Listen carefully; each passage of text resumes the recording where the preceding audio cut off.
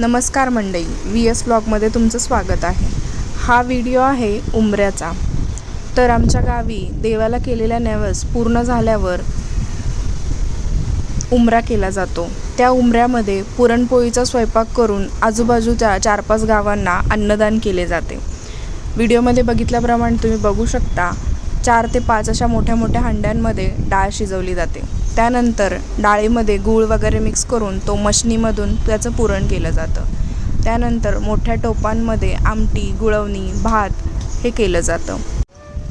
त्याप्रमाणे आपल्या घरी आता कशा मशनी आल्या आहेत पीठ मळण्यासाठी, तशाच ह्या मंदिराकडून मोठ्या मोठ्या मशनी दिल्या जातात आपल्याला पीठ मळण्यासाठी।